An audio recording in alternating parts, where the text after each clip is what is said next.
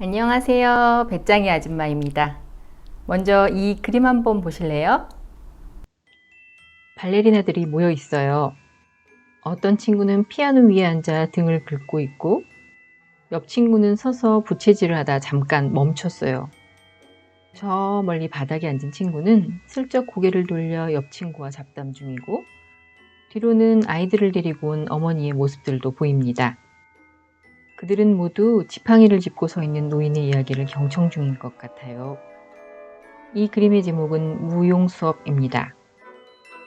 어떤 화면을 잘 구성하고 배치해서 그렸다기보다는 스쳐 지나가는 순간을 사진 찍듯이 그린 마치 한 장의 스냅 사진 같은 느낌을 주는 그림입니다.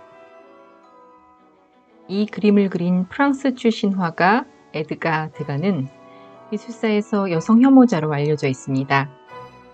움직임을 묘사하는 데 탁월한 재능과 눈부신 색채 감각을 가졌고 그의 그림에서 가장 눈에 띄는 특징은 시점이다 라는 형식적인 분석 대신 오늘은 드가의 심리가 작품을 통해 어떻게 표출되었는지 이야기해 보려고 합니다.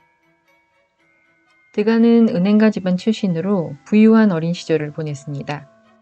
13살 되던 해 굉장한 미인이었던 그의 어머니가 32살의 젊은 나이로 세상을 떠났고 그 충격으로 아버지는 폐인이 되었습니다. 어머니의 갑작스러운 죽음은 드가에게도 큰 충격이었습니다.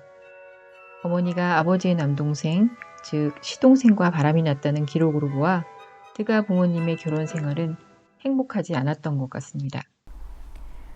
자식에게 순수하고 이타적인 사랑을 보여주었던 어머니의 갑작스러운 죽음과 그런 어머니의 죽음 이후 어머니의 외도 사실을 알게 된 드가는 커다란 상실감과 함께 배신감 그리고 비참함을 동시에 느꼈을 것입니다. 그것이 훗날 여성에 대한 불신과 적대감으로 드러났고 인간 전체에 대한 혐오감으로 발전하게 되는 배경이 됩니다. 드가는 무희들의 화가라고 불릴 만큼 발레리나를 많이 그렸습니다. 여성을 혐오했다는 드가가 왜 유독 발레리나를 많이 그렸을까요? 잠깐 이 그림을 한번 살펴보겠습니다. 왼쪽에 보이는 나무 구조물로 보아 이곳은 바로 무대 뒤편입니다. 막이 오르기 전 한창 리허설 중인 것 같습니다. 그런데 오른쪽에 앉아있는 남자들은 누구일까요? 의자에 눕듯이 기대 앉아있는 모습이 좀 거만해 보이기도 하네요. 지금도 그렇지만 당시의 무대 뒤편은 아무나 함부로 들어올 수 없었습니다. 비싼 입장료 때문에 아무나 볼 수 없는 발레 공연을 객석이 아니라 무대 뒤까지 들어와 앉아있는 걸 보면 연간 회원권이 아니라 아마 평생 회원권을 가진 VVIP 회원인 것 같습니다. 저 남성들은 지금 연습 중인 무희를 느끼한 눈으로 훑어보며 하룻밤 즐길 상대를 탐색 중인 장면입니다. 아버지의 죽음과 동생의 파산으로 가세가 기울자 삶이 많이 힘들어졌던 드가는 경제적인 이유로 잘 팔리던 발레 그림을 주로 그렸습니다. 당시 발레리나는 주로 빈민가 출신 소녀들이었다고 하는데요. 하루 종일 반복되는 고된 극기훈련 같은 연습, 그리고 몸매를 해친다는 이유로 귀족들은 발레리나라는 직업을 선호하지 않았습니다. 그러나 성공한 발레리나는 당시 교사의 8배의 연봉을 받을 수 있었다고 합니다.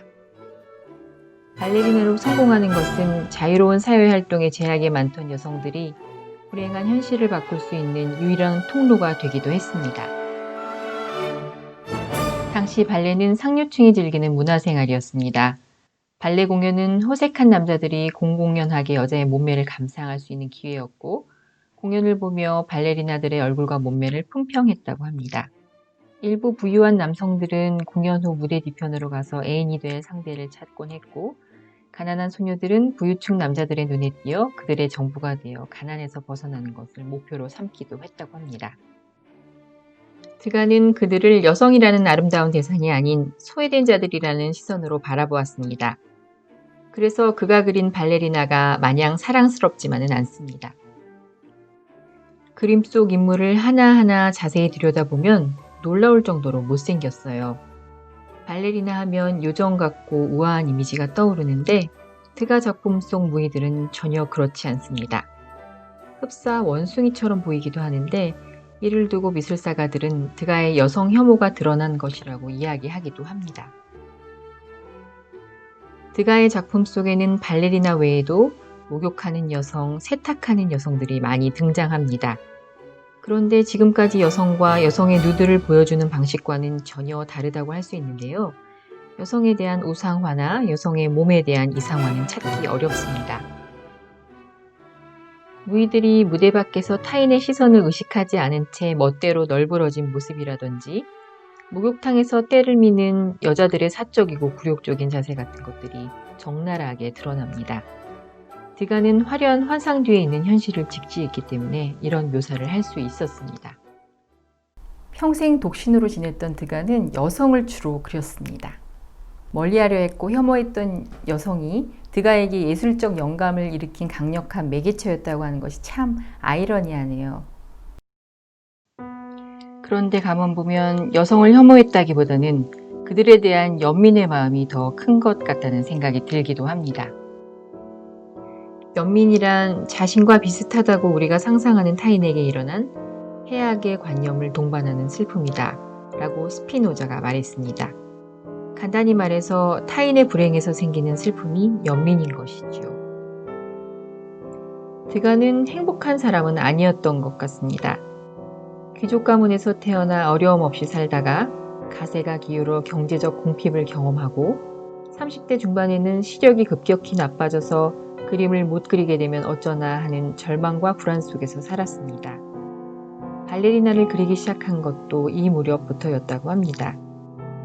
그러니 그들의 아름다움보다는 자신처럼 팍팍한 삶을 견뎌내고 있는 그들의 현실이 더 마음에 와 닿았던 것 같습니다.